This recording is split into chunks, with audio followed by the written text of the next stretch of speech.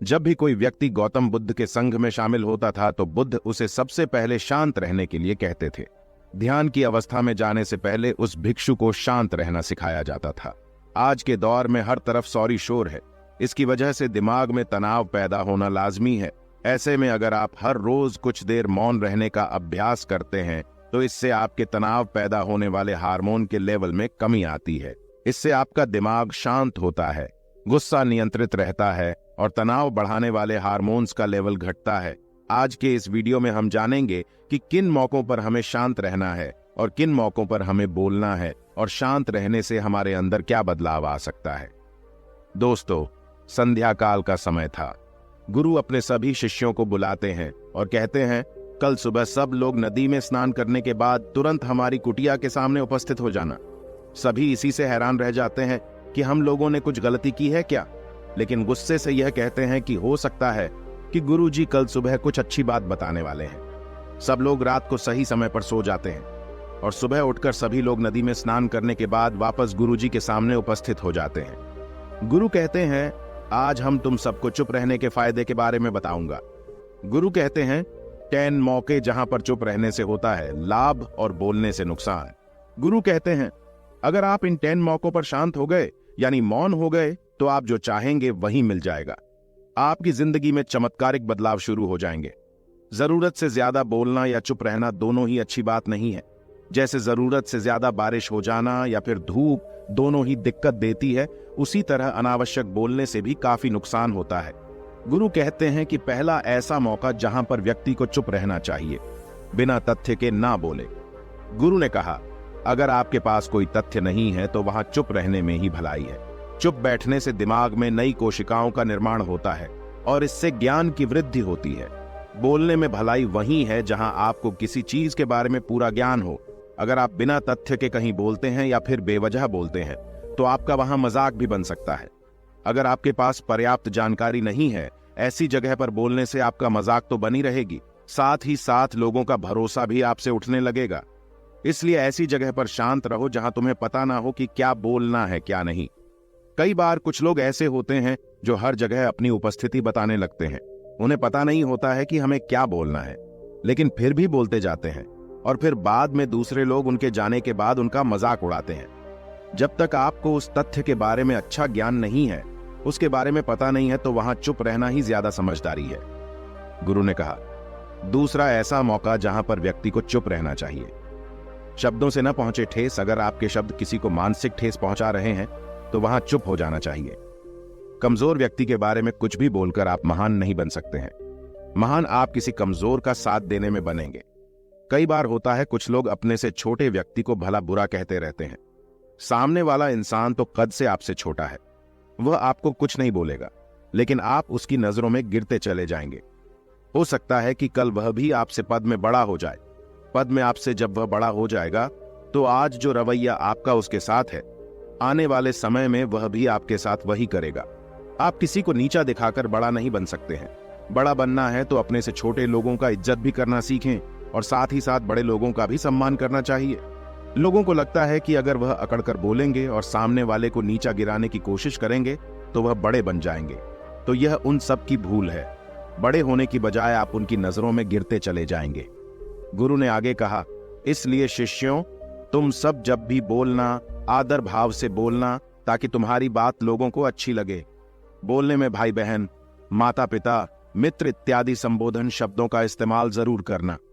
इससे तुम्हारी मान प्रतिष्ठा तो बढ़ेगी ही, साथ ही साथ लोगों की नजरों में तुम समझदार व्यक्ति बनते जाओगे। गुरु ने आगे कहा, तीसरा मौका जहां पर व्यक्ति को चुप रहने में ही भलाई है। क्रोध या घृणा करने वाले लोग, जब कोई अपना या सगा संबंधी आप पर क्रोध कर रहा हो, आपका अपमान कर रहा हो, तो आपको उस वक्त चुप रहना चाहिए ताकि सामने वाले का गुब्बारा पूरी तरह से फट जाए। आप यदि सही हैं तो उसे कतई माफीनामा गए और चुप रहकर ही सही समय का इंतजार करें। वह खुद आपसे माफी मांग लेगा जब उसे अपनी गलती का एहसास हो जाएगा। गुरु आगे कहते हैं कि अगर आपका कोई सगा संबंधी आप पर क्रोध कर रहा हो और आप उस समय शांत हैं, तो यह आदर सम्मान देने की निशानी होती है। इससे न कोई छोटा होता है और न ही बड़ा। अगर आपको क्रोध आ रहा है तो आप या तो वहां से किसी का अनादर किए बिना चले जाएं या फिर चुप रहें। क्रोध करने से आपके रिश्ते, खराब होंगे। क्रोध करने से हमेशा क्रोध करने वाले व्यक्ति का ही बुरा होता है। गुरु आगे कहते हैं कि एक बार की बात है, एक सांप जंगल से भागते हुए किसी राजा के घर में पहुंच गया। लोगों ने छेड़खानी की तो वह बहुत ही गुस्सा हो गया, जिससे घर में जो तलवार पड़ी हुई थी उसी को लपेटकर कसने लगा और धीरे धीरे उसका पूरा शरीर कट गया। ठीक उसी प्रकार हमारा गुस्सा भी हमारे शरीर को तलवार की भांति काटता रहता है। गुस्सा ध्यान से खत्म होता है प्रतिदिन। अगर आप ध्यान की मुद्रा में बैठे हैं तो आपका गुस्सा आपके नियंत्रण में रहेगा। गुरु आगे कहते हैं कि यह तरीका है कि आप प्रतिदिन ध्यान का अभ्यास करें। इससे आपके शरीर में जो हार्मोन्स गुस्से को बढ़ावा देते हैं वह सब तुम्हारे नियंत्रण में रहेंगे, जिससे शरीर गुस्से पर आसानी तुम्हारा से काबू पा लेगा। लेकिन एक तरीका यह भी है कि जब भी आपको गुस्सा आए तो आप यह समझने का प्रयास करो कि क्या मेरा गुस्सा जायज है या नहीं। हमें वहां पर बोलना चाहिए कि नहीं। जब आप खुद इस बात का आकलन लगा पाएंगे तो आपको खुद पता चल जाएगा कि हमें गुस्सा करना चाहिए या नहीं। फिर भी आपको गुस्सा आ रहा है तो आप वहां से हटने का प्रयास करें, वहां से दूर चले जाएं। धीरे धीरे समय के साथ आपका दिमाग शांत हो जाएगा। गुरु ने कहा, चौथा ऐसा मौका जहां पर इंसान को बहुत ही समझदारी के साथ काम लेना चाहिए, वहां पर आपको चुप रहना ही चाहिए, जहां पर उस मुद्दे से आपका कोई संबंध ना हो। अगर आपका किसी मुद्दे से कोई संबंध ना हो तो वहां आपका चुप रहना बनता है। बिना किसी वजह अगर आप दूसरे के मुद्दे पर बोलेंगे तो यह आपके लिए अनिष्टकारी होगा। इसमें केवल और केवल आपका ही नुकसान है। जल्द ही आप किसी दो लोगों के बीच हो रहे विवाद में जल्दी अपनी टांग न डालें। अगर सामने वाला आपको बुला रहा है अपना झगड़ा शांत करवाने के लिए तो ही आप वहां पर जाएं। किसी की व्यक्तिगत जिंदगी में दखल अंदाजी नहीं देनी चाहिए जब तक कि वह व्यक्ति आपको नहीं बुलाता है। अपने झगड़े को शांत करवाने के लिए कुछ लोग फालतू में दूसरे के विवाद में कूद पड़ते हैं। इससे उनके मान सम्मान मर्यादा पर लोग उंगली उठाने लगते हैं। गुरु कहते हैं कि 10 मौकों में 5वां ऐसा मौका जहां पर व्यक्ति को बहुत ही समझदारी के साथ चुप रहना चाहिए। आपके शब्दों से किसी मित्र को हानि न पहुंचे। अगर आपके शब्द सामने वाले के परिवार या मित्रों की प्रतिष्ठा के बारे में बुरी झलक दिखा रहे हैं तो आपको चुप रहना चाहिए। किसी के परिवार या फिर मित्र के बारे में बुरा बोलने से केवल आप ही बुरे बनेंगे। जो चीज आसानी से खत्म की जा सकती है उसे अपने शब्दों से बड़ा न करें। बिना चिल्लाए बात करने का प्रयास करते रहना चाहिए। अगर आप बिना चिल्लाए कोई बात नहीं कह सकते तो आपका चुप रहने में ही भलाई है। किसी पर चिल्लाने से आपके व्यवहार के बारे में पता चलता है। ज्यादा बोलने से चीजें हमेशा खराब ही होती हैं। कई बार कुछ रिश्ते ज्यादा तेज बोलने की वजह से टूट जाते हैं। इसलिए अपनी आवाज में मीठापन लाएं। आपके शब्दों से आपके दोस्त को हानि नहीं पहुंचनी चाहिए। कभी कभी दोस्तों के जब हम मजाक हैं तो रहे कि आपके शब्दों से किसी का अनादर न हो। मजाक को भी हमेशा शब्दों के मायने में ही रखें। जहां किसी को शब्दों से चोट लगे वहां चुप हो जाएं। ज्यादा बोलने से हमेशा नुकसान ही होता है। किसी और की प्रतिष्ठा को अपने शब्दों के माध्यम से उसे हानि नहीं पहुंचानी चाहिए। यदि आपके शब्दों से किसी और की प्रतिष्ठा को ठेस पहुंच रही है तो वहां आपको चुप हो जाना चाहिए। जब कोई व्यक्ति आपके सामने नहीं है तो आप उस व्यक्ति के बारे में बुरे शब्द किसी तीसरे व्यक्ति के सामने न बोलें। गुरु कहते हैं, छठा मौका जहां पर व्यक्ति को चुप रहना चाहिए, जब कोई कर रहा हो किसी की बुराई। जब कोई आदमी आपके सामने किसी तीसरे आदमी की बुराई कर रहा हो तब तुम्हें चुप रहकर बस सुनना चाहिए। अपनी राय व्यक्त नहीं करना चाहिए, क्योंकि जो आज आपके सामने किसी तीसरे की बुराई कर रहा है वह कल किसी और के सामने आपकी बुराई भी कर सकता है।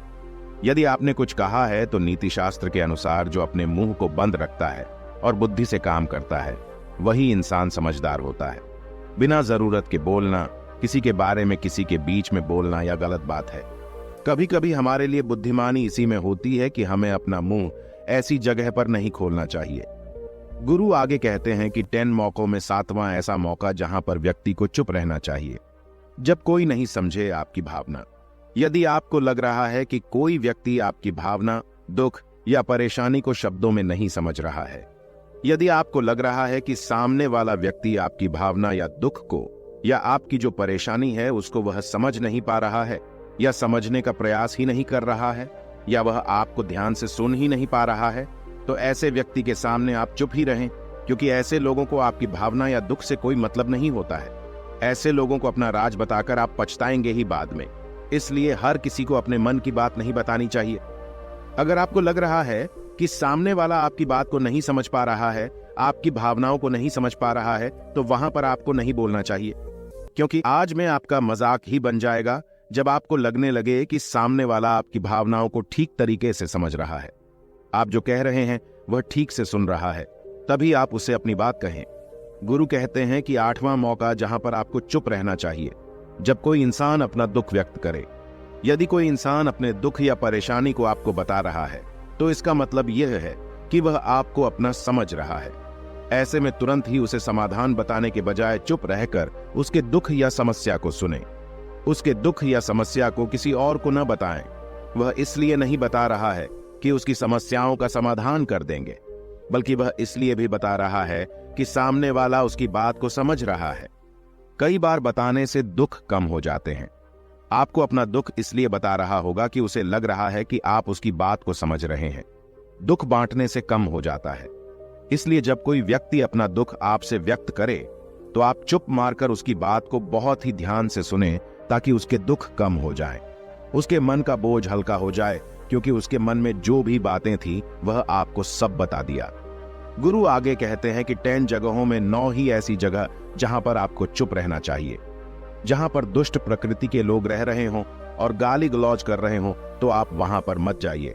ऐसी जगहों से आप चुपचाप निकल जाएं, अर्थात अपनी प्रतिक्रिया दिए बिना आप वहां से चले जाएं, क्योंकि जिसकी जुबान खराब होती है, जो दुष्ट प्रकृति के लोग होते हैं, उनको आप ऐसे समय में नहीं समझा सकते हैं।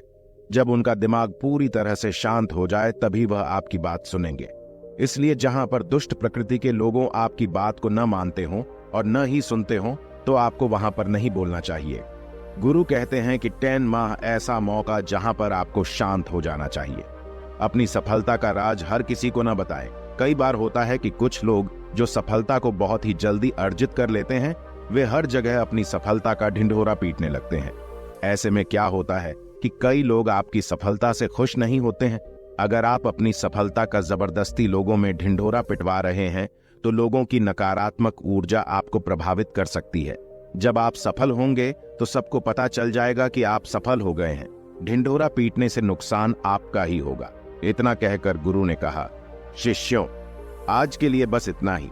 अगर तुम सब मेरी इन 10 बातों को अपने जीवन में अपना लेते हो, तो तुम सब काफी हद तक परेशानियों से बचे रहोगे।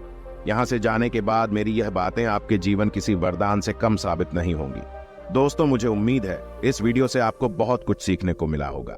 अगर आप नए हो तो हमसे जुड़ने के लिए इस चैनल को सब्सक्राइब करना मत भूलिएगा।